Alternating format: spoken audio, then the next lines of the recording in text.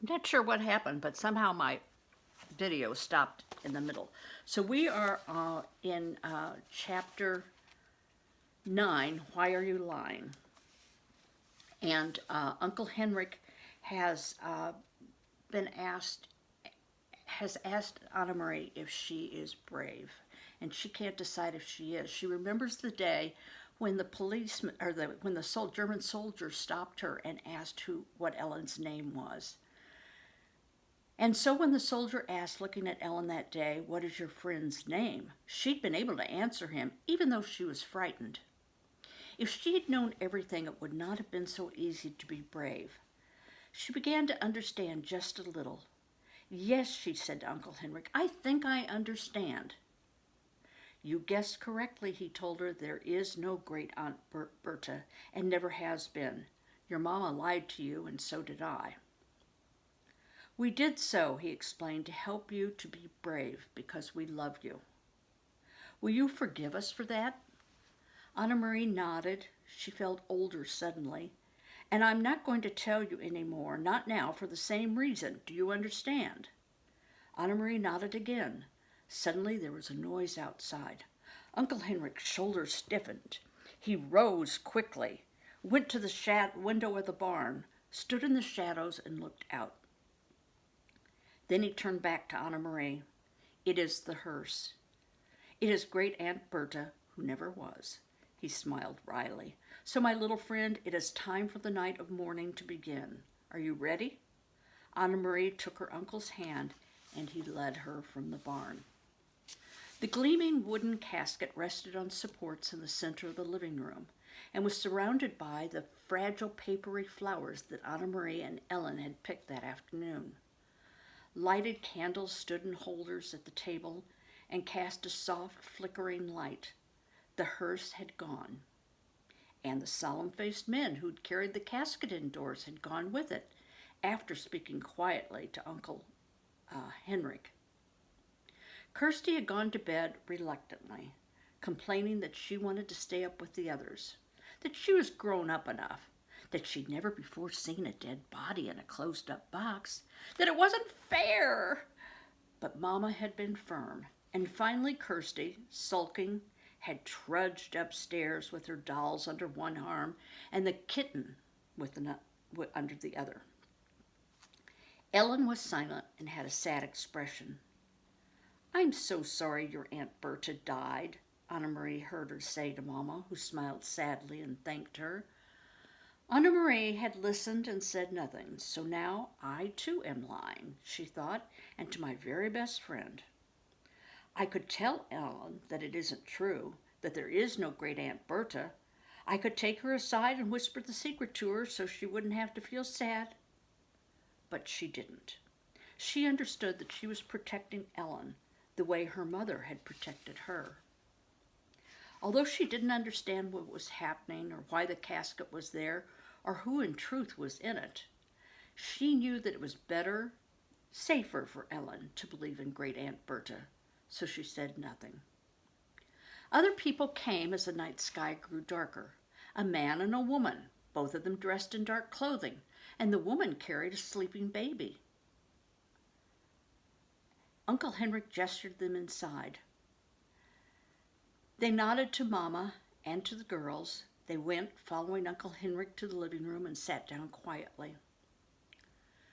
"Friends of Great Aunt Berta," Mama said quietly in response to Anna Marie's questioning look.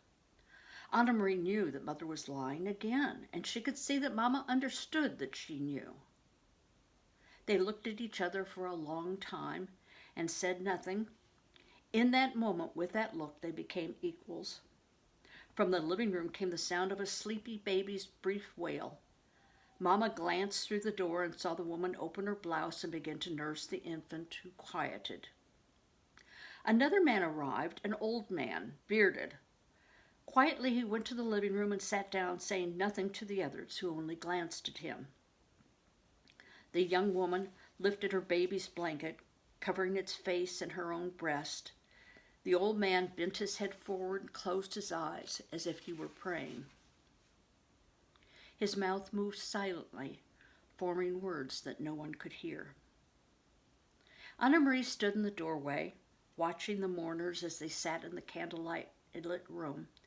Then she turned back to the kitchen and began to help Ellen and Mama as they prepared food. In Copenhagen, she remembered when Lisa died. Friends had come to their apartment every evening. All of them had brought food so the Mama wouldn't need to cook. Why hadn't these people brought food? Why didn't they talk? In Copenhagen, even though the talk was sad, people had spoken softly to one another and to Mama and Papa. They talked about Lisa, remembering happier times. Thinking about it as she sliced cheese in the kitchen, Anna Marie realized that these people had nothing to talk about. They couldn't speak of happier times with Great Aunt Bertha when there had never been a Great Aunt Bertha. Uncle Henrik came into the kitchen. He glanced at his watch and then at Mama. "It's getting late," he said. "I should go to the boat." He looked worried. He blew out the candles so there was no light at all and opened the door. He stared beyond the gnarled apple tree into the darkness. "Good, here they come," he said in a low, relieved voice. "Ellen, come with me." Ellen looked questioningly toward Mama, who nodded. "Go with Henrik," she said. Anna Marie watched, still holding the wedge of firm cheese in her hand as Ellen followed Uncle Henrik into the yard. She could hear a sharp, low cry from Ellen, and then the sound of voices speaking softly. Why do you think Uncle Henrik took her outside?